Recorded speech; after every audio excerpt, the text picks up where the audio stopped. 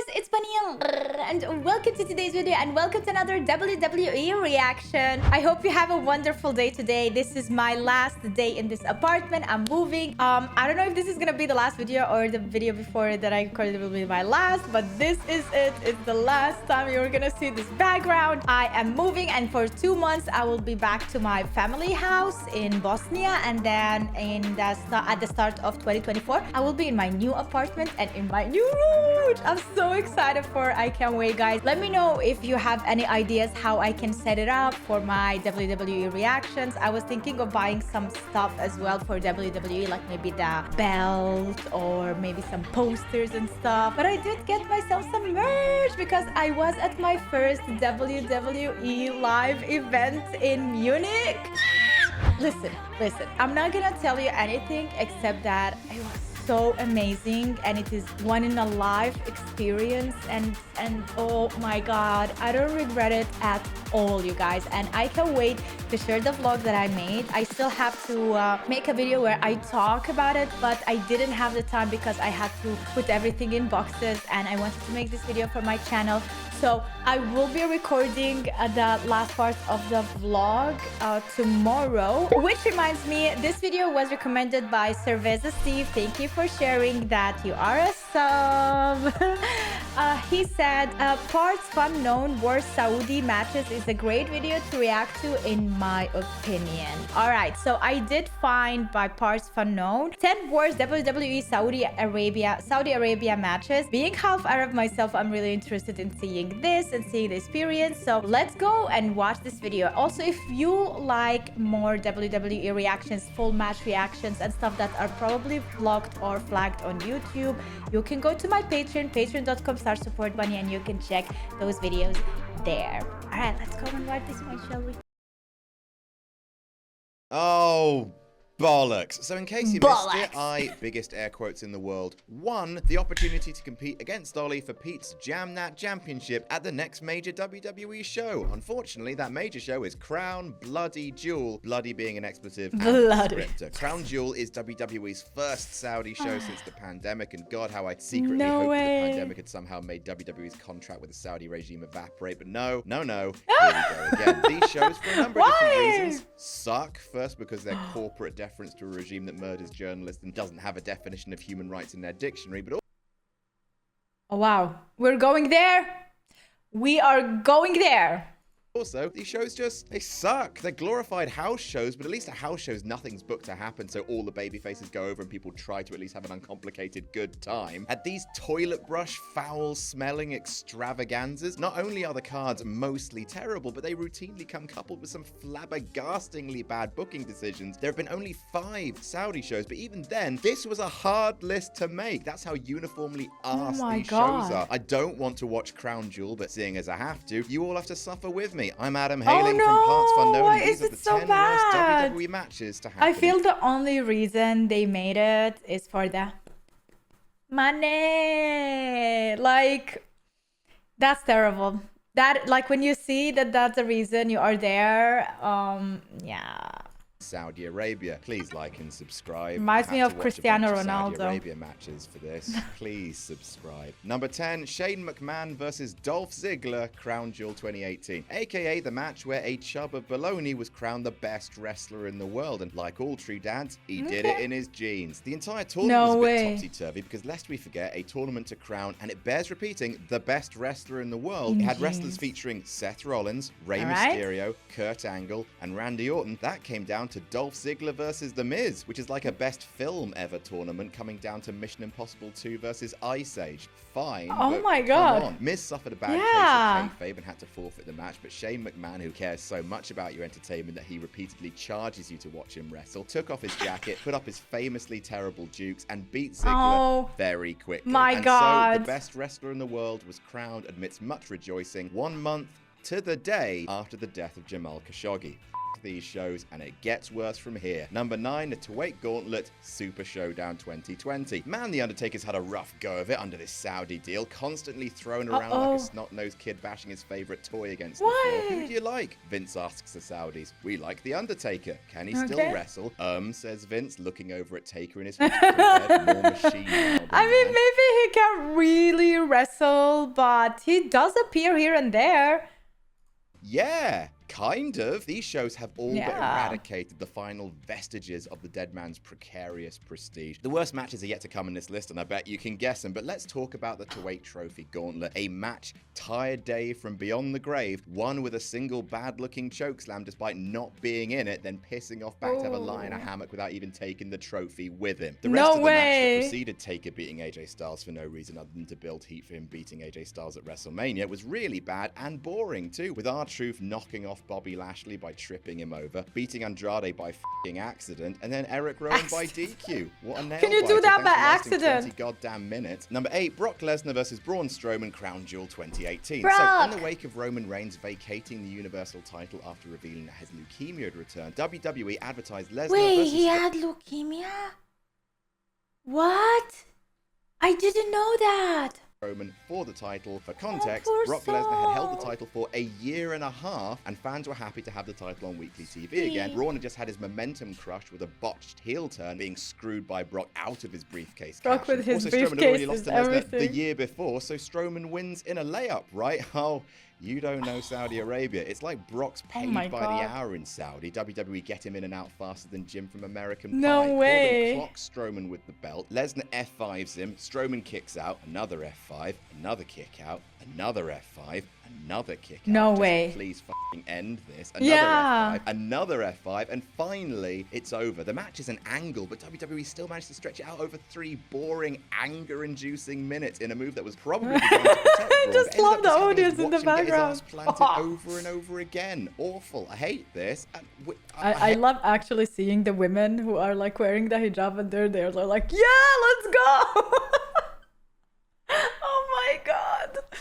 Ate it. Number 7, Brock Lesnar versus Cain Velasquez, Crown Jewel 2019. I guess Brock Lesnar really likes the Crown Jewel. WWE booked Brock Lesnar to beat Kofi Kingston in one move so he could have enough time to run an angle debuting Cain Velasquez. Oh wow, said WWE in all caps in Comic Sans. How exciting. At Crown Jewel, Rey Mysterio brought his other gigantic son down to the ring. Big fight feel, and that big fight was 2 boring cuddles, 1 kick, and then you're done. Seriously? Velasquez tapping out to the Kimura, not even on camera. You know what's good about wrestling being fake? Is that you can plan exciting things and then make those exciting things happen. This match was the first and only one to feature Cain Velasquez before the company went on to release him 6 months later. Bloody hell, thanks for coming. The show was partially sold on this 2 minutes. At least Tyson Fury versus Braun Strowman 2 minutes? Wasn't a lot better. 2 minutes?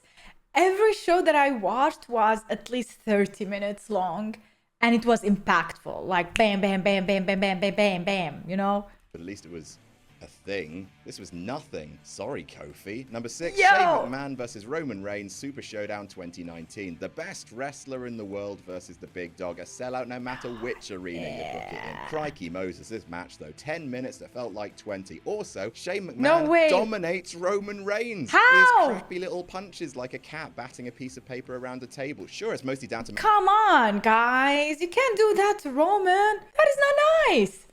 That guy is old. Maybe when he was youthful, like he was way stronger, of course, like nobody can deny that, but we don't want to see that.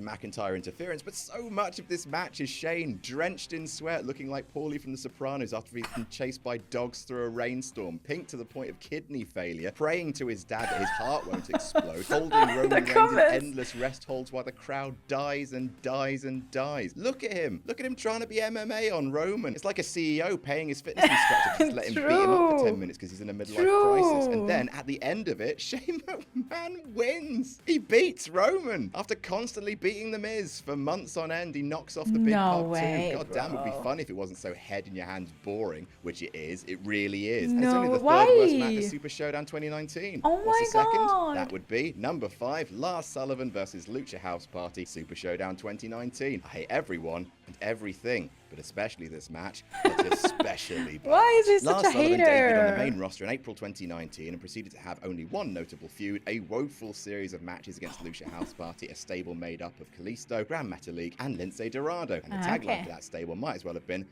you Cruiserweight Classic. Before Sullivan got injured in that feud, benching him for over a year, they had this match at Super Showdown 2019, and to call it the drizzling shit would be to give IBS a bad name. A 3-on-1 handicap match wherein the baby faces cheat in order to gang up on the monster heel.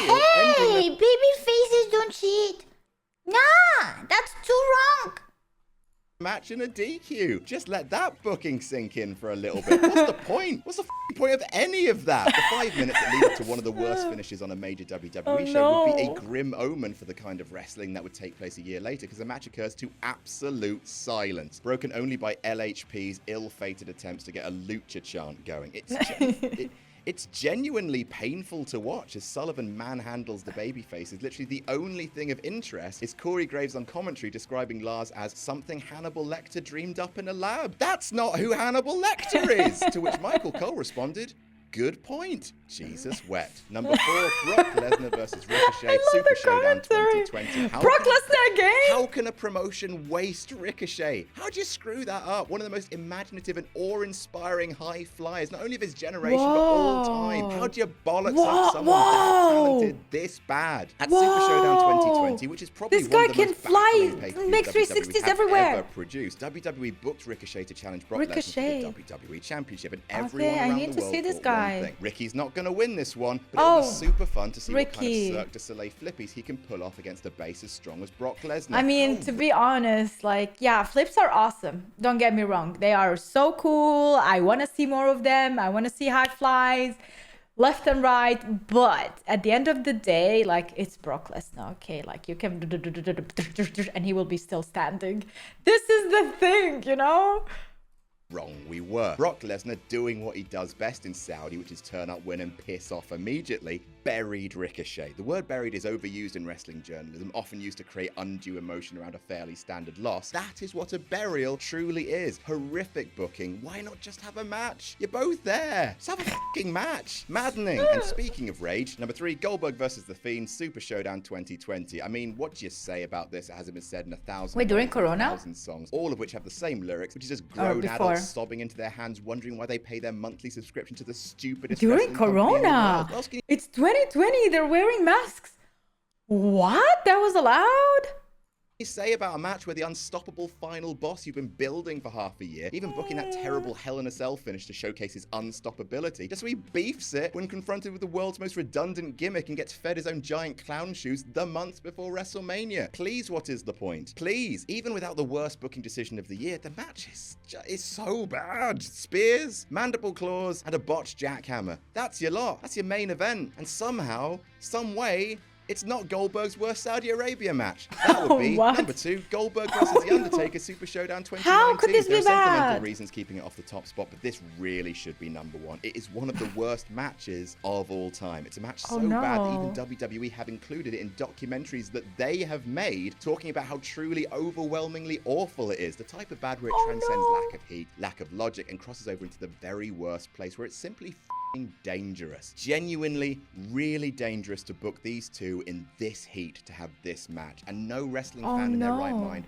wants to see that kind of danger. Goldberg concusses himself, then nearly breaks Undertaker's neck. It is not hyperbolic to say this was a few rotations away from being the Phenom's last match and ending his career in the most horrific way possible. Undertaker hates this match. Goldberg hates it so much he needed to eat Ziggler at SummerSlam just as a form of redemption. WWE hates it. But me personally, there is one more match I hate just that little bit more. Number which 1, DX versus Brothers of Destruction, Crown Jewel 2018. They brought Shawn Michaels out of retirement for this. No way. Now, look, I know that wrestlers retire and unretire, and it's not a big deal. But HBK had one of the few perfect retirements in professional wrestling. Something actually inspirational. Okay, like this is bad.